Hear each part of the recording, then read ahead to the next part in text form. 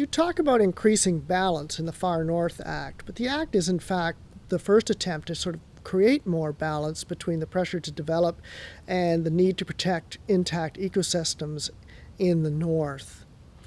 But some people in your party seem to see the Act as an obstacle to development rather than a safeguard for ecosystem protection.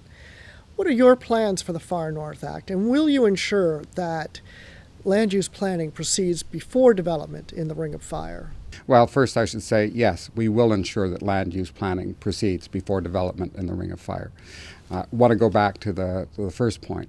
We had profound problems with the Far North Act because, in fact, it excluded First Nations. First Nations have been very vocal on this.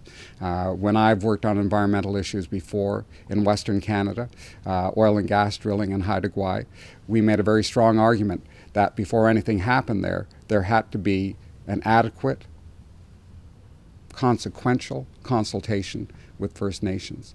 That hasn't happened.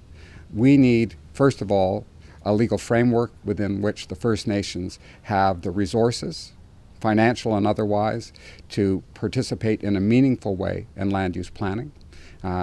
That's why we believe new legislation is required. We also believe that the planning has to be done with a multi-stakeholder process that includes First Nations, Northerners, environmentalists, the companies that are active in the area. If we're going to have a plan that's both environmentally sustainable and gives economic development to a region that has faced extraordinary difficulty, and to a people, the First Nations, who continue to face profound problems.